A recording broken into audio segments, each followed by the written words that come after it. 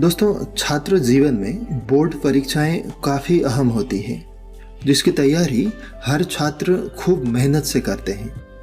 वहीं जो छात्र बोर्ड परीक्षा देने वाले हैं, उन्हें कुछ बातों का ध्यान रखना जरूरी होता है। अगर आप परीक्षा में अच्छे नंबर लाना चाहते हैं तो ये बातें जान लेनी चाहिए। नंबर 1, जैसे ही प्रश्न पत्र आपके हाथ में होगा तो सबसे पहले आप उसे ध्यान से और अच्छे तरीके से पढ़ने की कोशिश करें। प्रश्न पत्र पढ़ने के लिए आप 15 मिनट से ज़्यादा समय न लगाएं।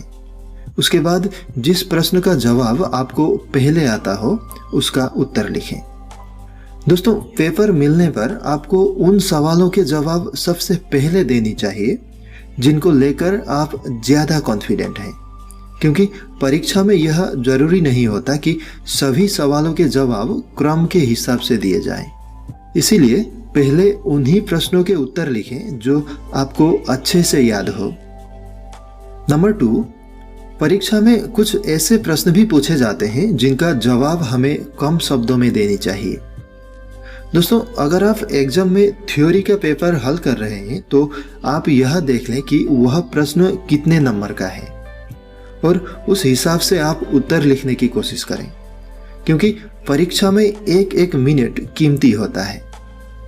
अपने उत्तर को ज़्यादा बढ़ा चढ़ाकर लिखने से आपको ज़्यादा अंक नहीं मिलते। ऐसा करके आप अपना समय खराब न करें। कुछ विद्यार्थी मानते हैं कि ज़्यादा बड़ा उत्तर लिखने से अध्यापक उन्हें ज़्यादा अंक देंगे, जो कि बिल्कुल गलत है। नंबर 3, दोस्तों, प्रश्न पत्र में स्पष्ट रूप से लिखा जाता है कि all question answer is compulsory, जिसका मतलब है कि प्रश्न पत्र में दिए गए सभी प्रश्नों के उत्तर आपको लिखने हैं।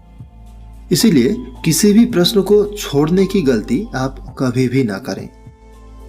अगर आप उस विषय से संपर्कित चीज़ों को कम जानते हो जो पूछी जाती है तो आप कम ही लिखें, पर लिखें जरूर। आप जितना जानते हैं उतना ही लिखें, पर लिखें वही चीज़ें जो टॉपिक से संपर्कित हो। उसके साथ साथ आप अपने हेडिंग और अपने डायग्राम को मेंटेन रखिए। अगर ये आप कर पाए तो आप कुछ और अंक प्राप्त करने में सक्षम होंगे और यह अंक आपके परसेंटेज को बेहतर बनाने में सहायता प्रदान करेगा।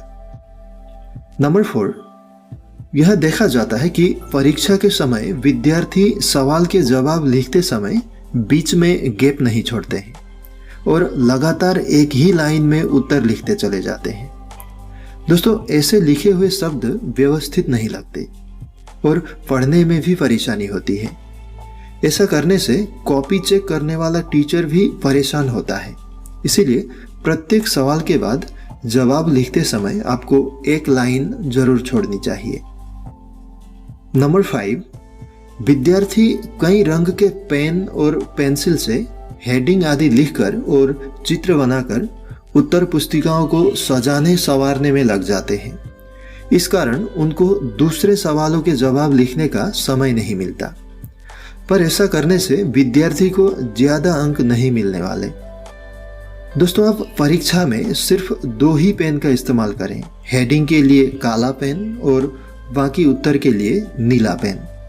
इसके अलावा कोई भी डायग्राम बनाने के लिए आप पेंसिल का उपयोग कर सकते हैं।